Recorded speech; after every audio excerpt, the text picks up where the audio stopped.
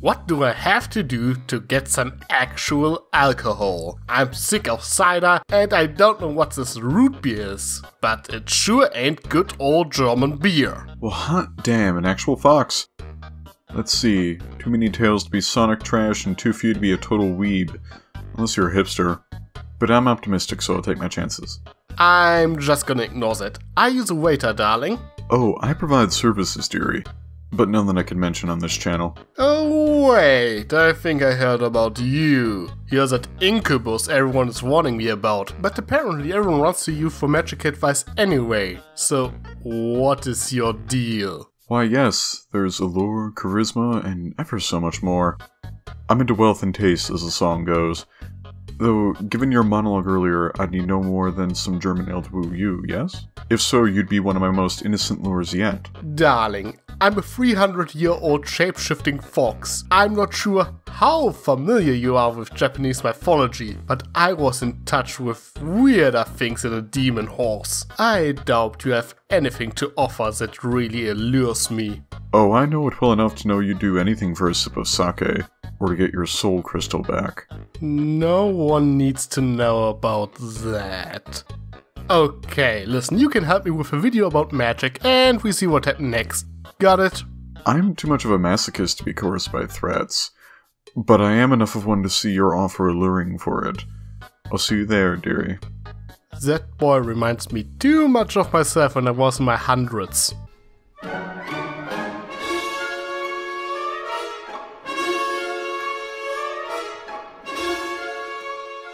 If there's one thing people like to talk about, then it is which fictional character can kick the most flame. MLP is no exception, especially when it comes to magic. People still complain that it should have been impossible for Starlight to harm Twilight. The reason is that an alicorn is supposed to be much more powerful than a normal unicorn, but I think it is wrong to say that more magic automatically makes a more powerful sorcerer. Magic is a bit more complicated than that, so I grabbed Lucifer over there in hopes to figure out how magic actually works in Equestria.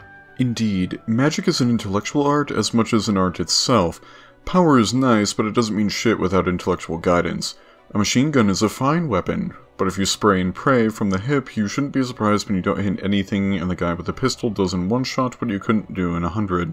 Interesting analogy, but not wrong. In any case, we should start with the basics. Twilight and Spike give us a rather simple explanation in Ghostbusters. Most unicorns in MLP can only perform a few simple spells related to their talent. Twilight, whose talent is magic, is a rather special case. Heck, that episode makes a big deal out of the fact that she can cast 25 different spells, which is a rather small number if you think about it. So, as sad as it is, if your special talent isn't magic related, you will never be able to become an Archmage. The idea of a special talent isn't too far off from actual occult praxis. To quote the Demonolators, Satan, or the All, has gifted everyone with a magical talent. However, they are also quick to vaccine your special snowflake syndrome fast and upfront when we mention that hard work and skill will trump a natural talent, and that's how most of these so-called chosen ones got their status.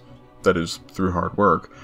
But MLP harkens back to the older ways of, "You're a Jedi, Neo," said Gandalf in The Lion Witch in the Wardrobe or something. Here Twilight fills the world with her preordained anal star Sharingan, carving her special destiny from the get-go. At least the ponies seem okay with what's given to them in that context for the most part. Last time I met Eroshia, he tried to see me away in his stature. Wasn't a pleasant experience.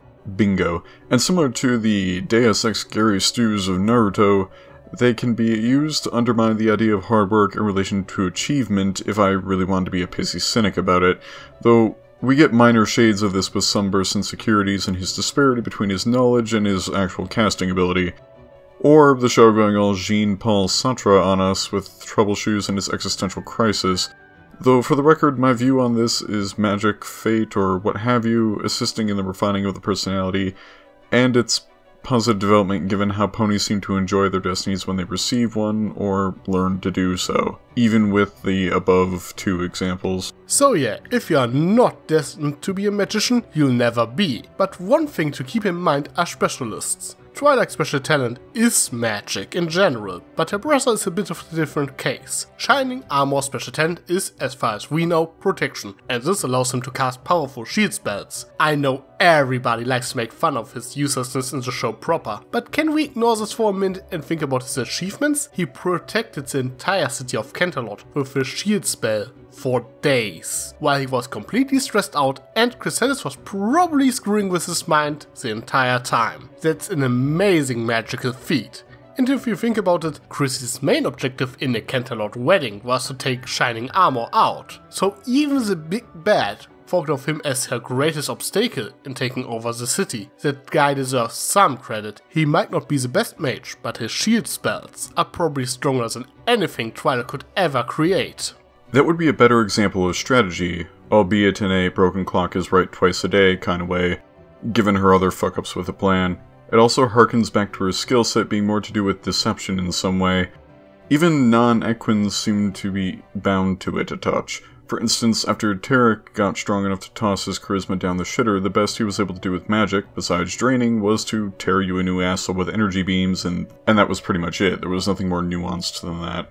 Yeah, Tarek is a good example to work with. Before his duel with Twilight, he absorbed the magic of most ponies in Equestria and Discord, the latter being so powerful that Celestia and Luna had to use the elements of harmony to defeat him. So if we only talk about pure power, it seems a bit strange that Twilight, even if she absorbed the power of 3 other Alicorns, was just as powerful as Tarek. But now you have to consider the way Tarek uses his magic. Discord shapes reality, while Tarek only uses magical blasts. While Twilight spams teleportation during their battle, Tarek relies on pure strength. And his magical blast is, if you think about it, nothing more than channeled energy. It is probably not that complicated and he probably still wastes a lot of energy doing so. This holds especially true if you consider his Fiendship is Magic issue canon. In it we see a young Tarek that is taught the ways of magic by an old experienced centaur, but Tarek is depicted as an impatient brat that ignores his master's instructions and is only interested to gain as much power as quickly as possible. So a lack of skill in his case is not really surprising. If we want to talk about antagonists who had more chess-playing skills, the best of them was Starlight Glimmer.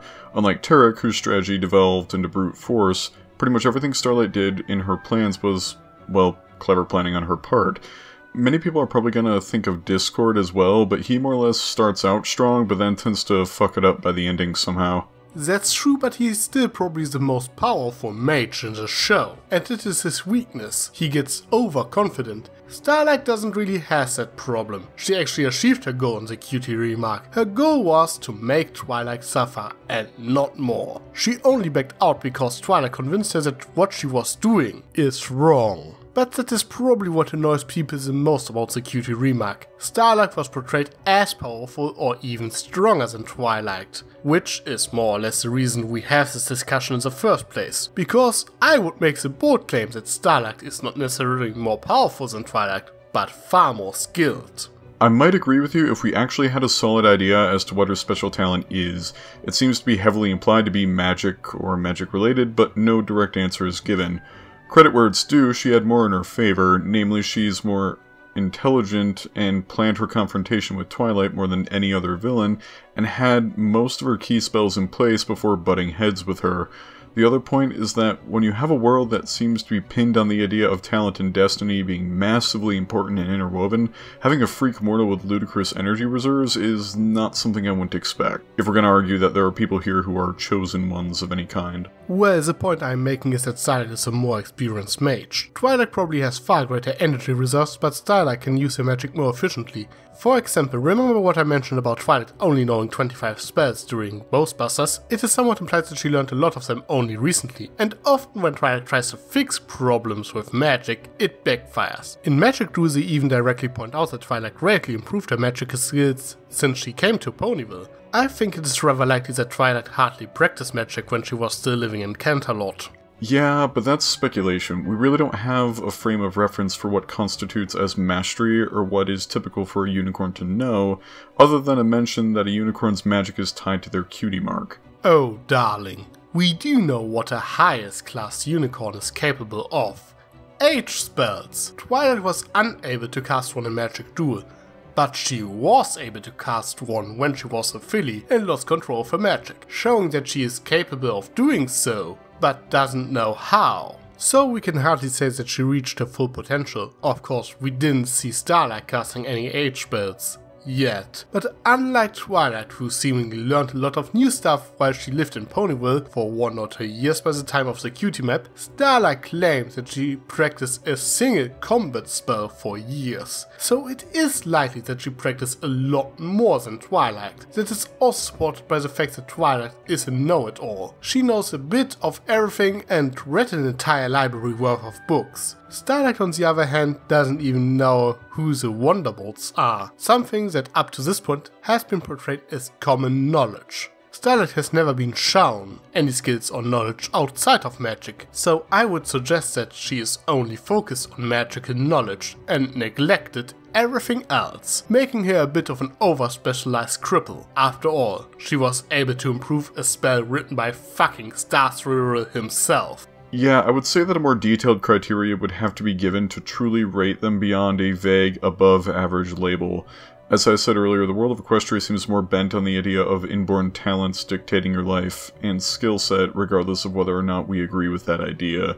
Aside from a couple odd spells that fucked with cutie marks, we never really see anyone succeeding at something outside of what they're more or less permitted to master with time. That is true to a certain degree, but that inborn talent is more about potential than anything else. Both Twilight and Starlight need to practice to reach their full potential, and Twilight probably has a greater potential than Starlight, she just hasn't reached it yet. It's the same with other talents as well. If Rainbow Dash were to slack off and disregard her training, she wouldn't be able to perform a Sonic Rainbow after a while. Talent or not, she needs to be in top condition. Magic just needs a bit more time to master, and we see that even after Starlight was reformed, she is more into magic than Twilight, and she disregards her friendship lessons to invent new spells. Starlight simply invested more time into magical training than Twilight, and this is what gave her an edge.